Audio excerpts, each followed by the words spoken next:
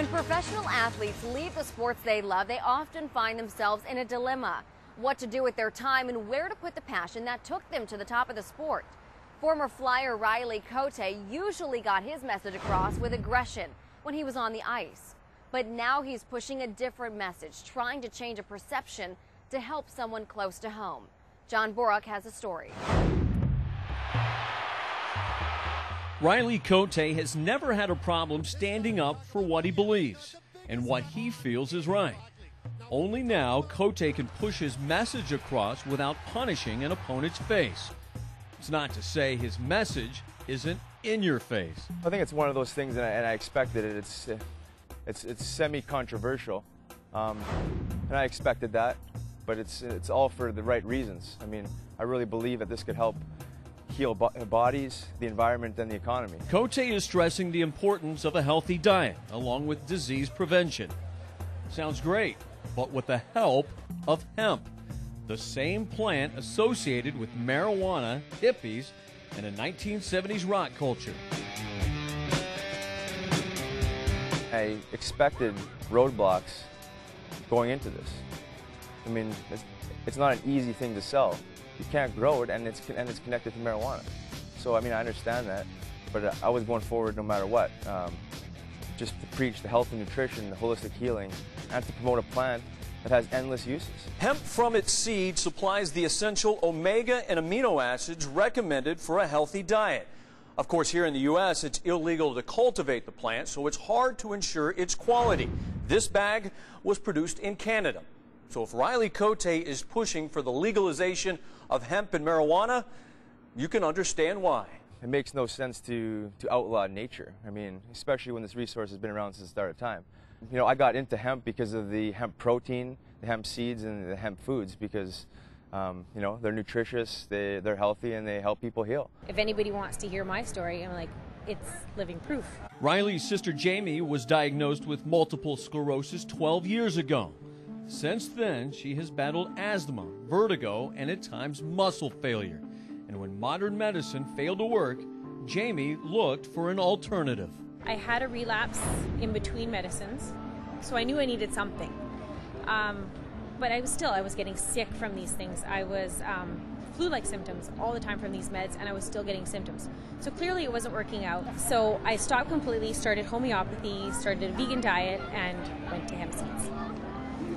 It filled in all the protein, omegas, everything that I was missing from a meat and dairy diet, and I've never been better since. Most doctors you see are not going to talk about nutrition, health and nutrition as a treatment. It's you know, obviously it's the medical community is pills, needles in this case, and surgeries and whatever else. But I don't think they run parallel. So for them to suggest something like that, absolutely not.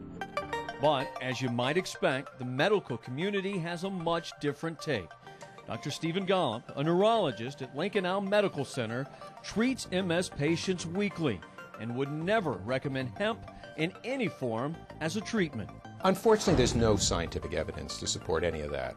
And of course, this has been a tremendous interest to MS patients, and the MS Society has paid a lot of attention to this stuff for a long period of time in reality, for several decades.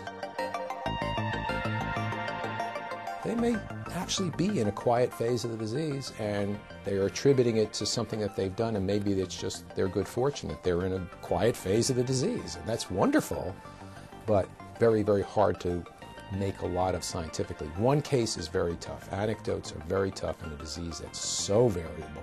The Multiple Sclerosis Association of America would agree. The same nonprofit organization that teamed up with Cote to raise $42,000 through his Cote Carnival a few years ago had no interest in helping him now, telling Comcast Sportsnet, in terms of rigorous clinical trials and peer-reviewed published data, we do not know of any scientific research using hemp seeds in the treatment of MS. Hemp seeds have no known active effect on MS. Raise a lot of money and awareness. But actually, when I approached them for this festival and being a part of it, I mean they didn't want to, and I understand that. I mean, probably controversial, maybe not. Maybe it's just they just don't believe in what I'm selling. But whatever the case may be, I was moving forward irregardless. As a way of pushing that message forward, Cote helped organize the Hemp Heals Music Festival.